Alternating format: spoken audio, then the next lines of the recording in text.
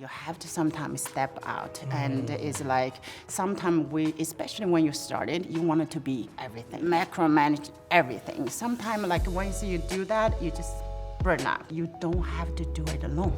Yes. You don't. Find the tribe, find the mentors, and ask for help. It's okay to get help.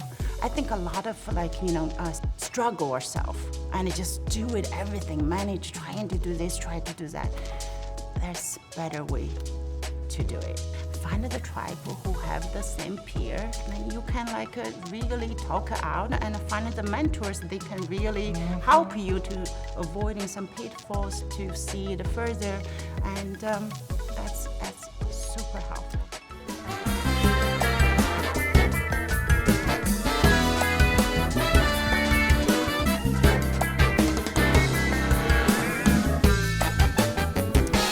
Well, hello everyone, and welcome to the next episode of Real Talk at the Barbershop, a place where we recharge, refresh, reflect. It's an opportunity for us to come in, to learn from each other, to gain from each other, and we're gonna leave here looking good, feeling good, and being good. Today, we have the pleasure of visiting with someone that I know you're gonna be excited about. We are going to have a conversation with none other than Jenny Jing Zhu, founder, CEO, and now chairwoman of Lush, Decor Home. Oh my goodness. Ladies and gentlemen, Jenny Jing Zhu. Thank you, Tony. How are you? Thank you for having me. You know, it's a real pleasure. Thank you so much for, spending some time with us. I'm just excited. I had the opportunity to read a little bit about you, and man, what a journey you have had. Oh, thank you. So excited. So, tell me the journey that has led you up to the founding of your company. Awesome. Hopefully we have 5 hours. So my story starts from a very remote rural village in Shandong, China, without electricity and basic amenity. I was the first girl, went to high school from the village, and in the village, most the people thinking girls is like wasting money for the education. They married earlier, is like all the boys, is supporting the family. So after high school, I got inspired by this girl, also similar like me from different village, and went to south of China and worked in a factory, then later built her own business. That is really the first time I said, whoa, a girl like me can building her business and kind of support the family. I said, okay, I can do that. I can be like her. I can change my family fate. So of course, talk to my mom, and their biggest dream for me is to be a teacher. And it's, that it will be like the wildest dream they can dream for me. So I said, no, I cannot do that. I wanted to get out of the village. I want to go to the big city. So eventually they agreed, and I went to Beijing. My first job was a hotel maid. And every day I wipe the floor, clean the closet, clean the toilet. All I was thinking is how can I be like her to build the business. So my next job was an esthetician. Then I had run the dry cleaning business. Then start a few different entrepreneurship, the business. Then when end of 1999, I came to the United States, San Francisco, with my ex-husband. He came here for law school.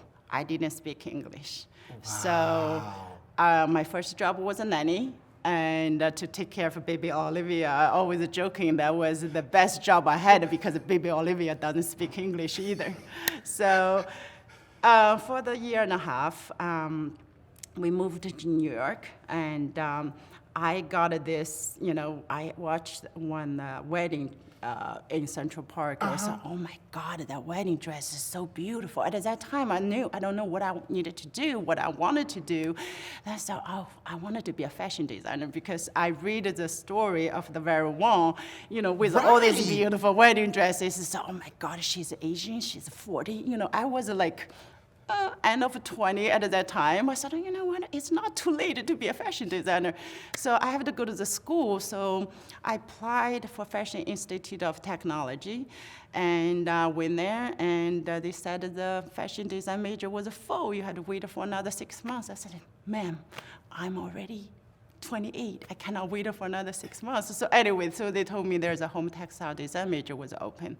That's how I got into the home textile, industry. Then graduated, worked in a factory for 4 years. In 2008, during the financial crisis, with a 1-year-old baby on the verge to be a single mom, I said, I really wanted to start my own business. So I took the leap of faith, started then, and that was really, really, really hard in the first 10 years. Got a burnout, and but the business was good and built a very successful business. In 2018, I stumped into private equity world, did my first exit to a private equity, achieved the financial freedom in 2018. Then since then, we tripled the business, got over 100 million revenue, and and now we have another team, and we have the big goal to expanding it. That is awesome. So where was the point where you said, okay, I want to go into this home decor business? What was it that led you to that point? So, getting to home textile is a funny story. It's like, because when I got there, the administration, asked me, I said, how I apply this major? Right, they said, right. You need to bring your portfolio. With my broken English, I don't even know what portfolio means. So I said, okay, portfolio. So I Googled it and stuff. So, when I was little, my grandma used to have this wooden loom. In the village, we don't have the luxury to buy the stuff. So we grow the cotton.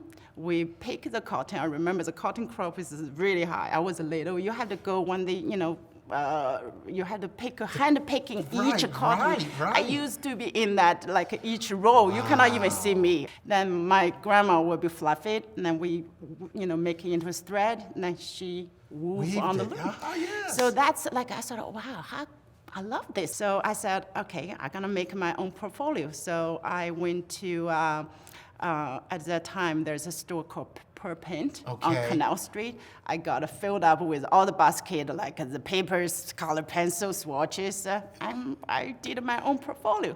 I submitted.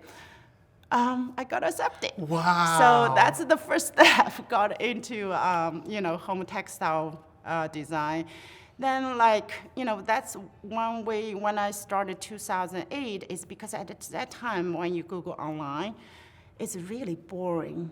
You don't see interesting, beautiful, because from the fashion, I always love fashion. I said, why is it, why home fashion is so boring?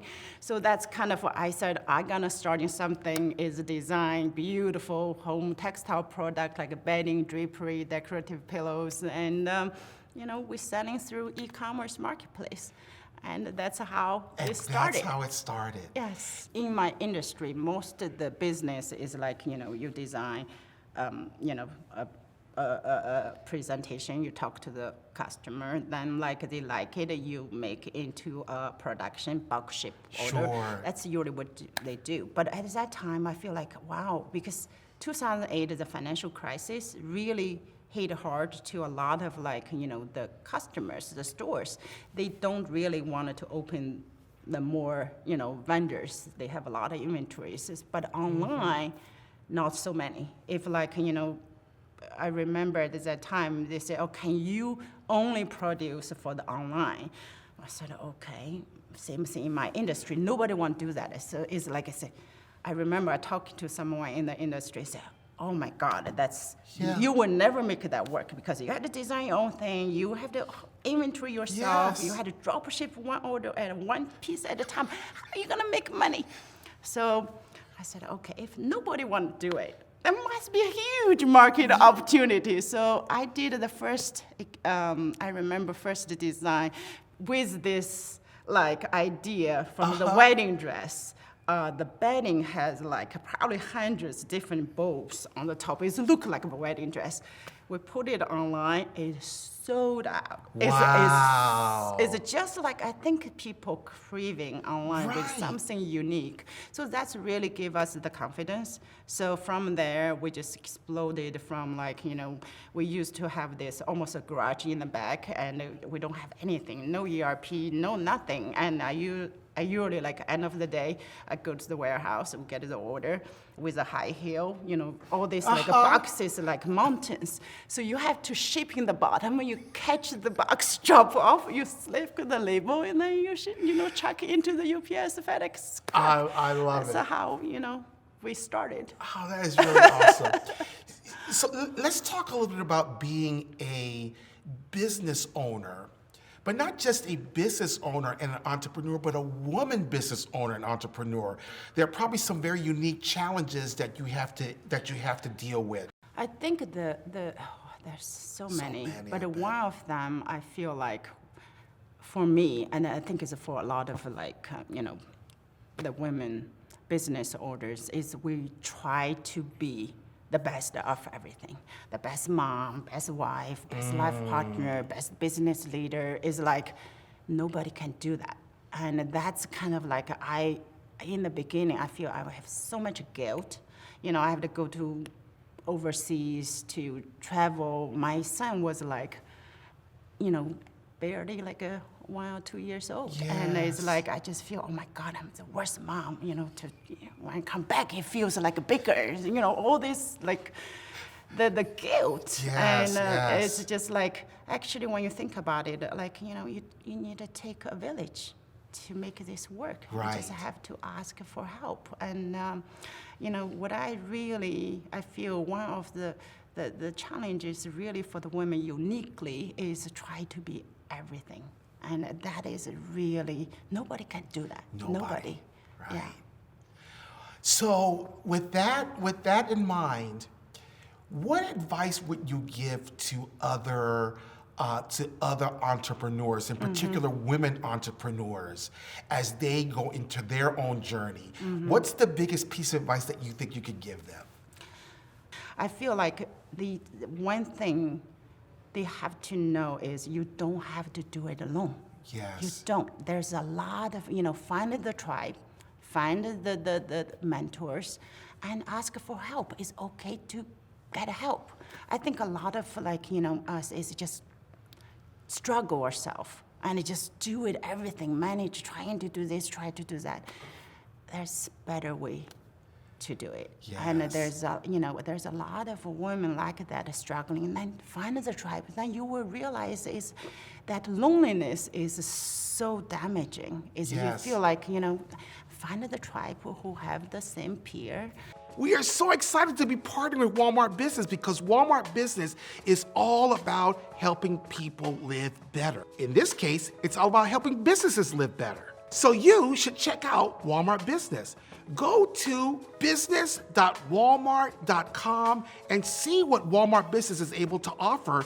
It's pretty awesome. And then you can really talk out and find the mentors. They can really help you to avoiding some pitfalls to see it further, and that's super helpful. I love that you talk about about building a tribe, and if we could spend a few minutes on that, that'd be wonderful. Tell me how it is that you built your tribe.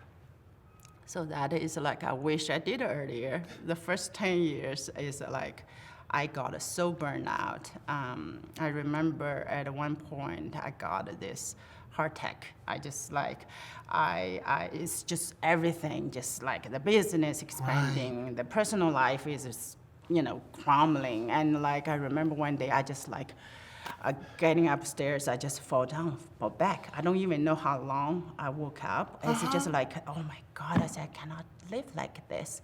And then I starting to reaching out. I think my first tribe was Women President Organization. Wow. And starting, talking to these people, and then we realized, wow, where were you guys? Why I didn't find you guys earlier.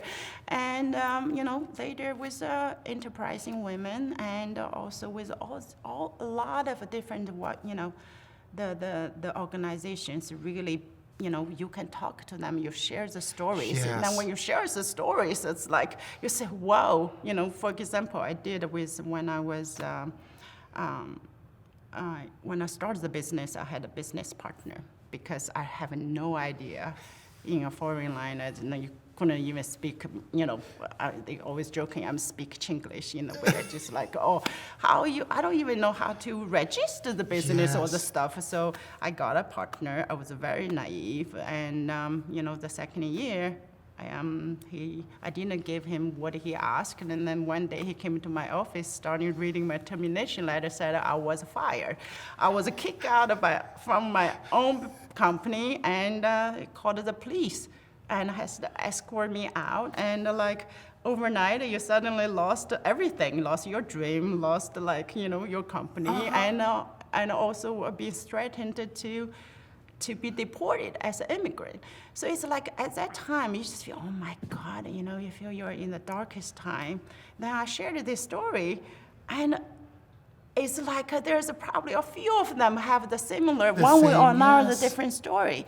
So it's just like, that is the place for you to, to be vulnerable, you can cry, you can be loved, you can support each other. It's amazing. I think that's really the place to come for your mental health and for your business growth is huge. I love what you're saying here because, and you mentioned it earlier, it does take a village, and even when it comes to our own business, right? Not just personal, but just also business, it does take a village, right? That we can't do it all on our own, that we actually do need others to help along the way. Yes. And Jenny, I am certain that you have helped so many others who have come after you, right? Who are building their businesses and needing that support. I am certain that the lessons that you have learned along the way have truly benefited others who are coming up and doing their thing. So thank you very, very much for what you're doing for others. And Jenny, since you and I are now the best of friends, I would love for you to share a little secret of some of the things that are coming for the future of your company. Since we're the best friend, I'll share some for you. Yes. Tell me everything. What is the next for you and your company? It's exciting. I feel like there's a few layers. The one thing is, with Lush Decor Home, once, you build the company as a founder from 0 to 100 million. What's the next, And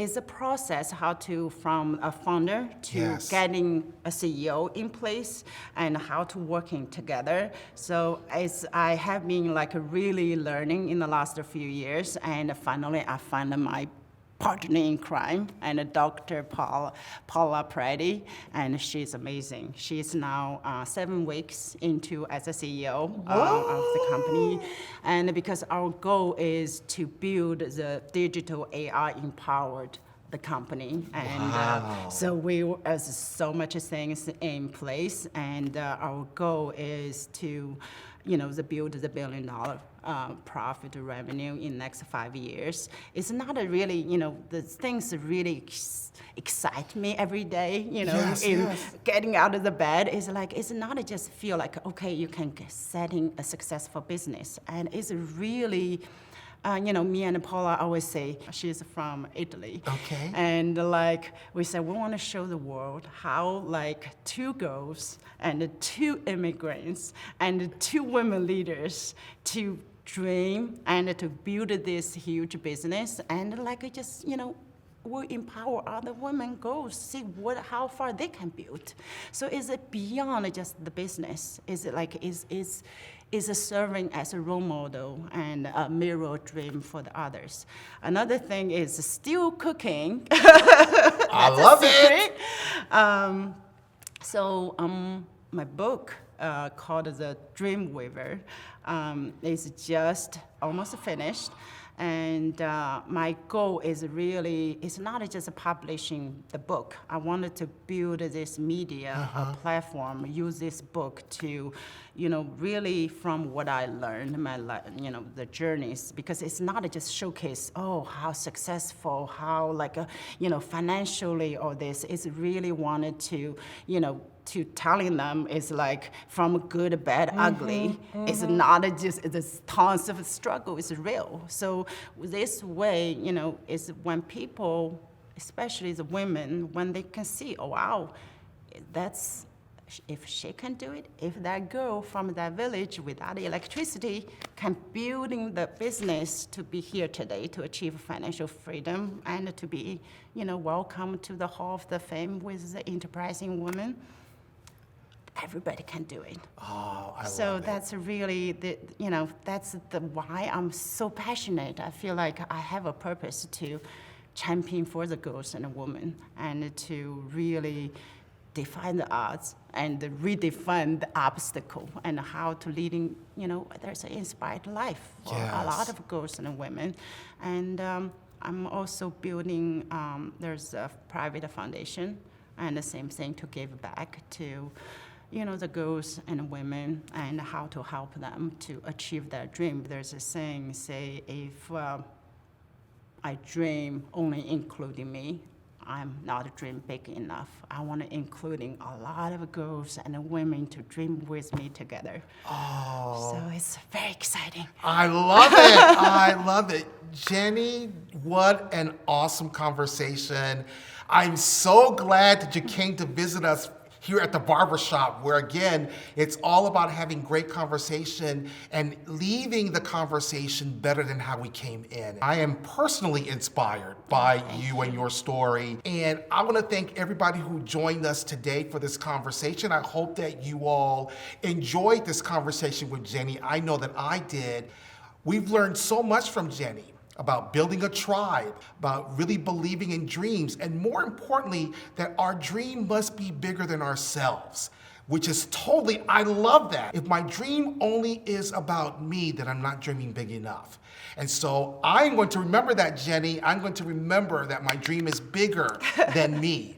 And so thank you all very, very much. I hope you enjoyed the conversation. Remember, ladies and gentlemen, I hope that you like, I hope that you subscribe, I hope that you share this information, because it's not just about us, it's about everybody who doesn't have the opportunity to hear this conversation firsthand. So share the information and please comment. Let us know what you liked about this conversation. Let us know what you wanted to hear more. We want to create segments for you that will be a benefit, because again, the barbershop is all about coming in and leaving better when we go out. So thank you very, very much. Thank you, Jenny, so much for the conversation. Thank you, ladies and gentlemen, for joining us, and we will see you next time at the barbershop.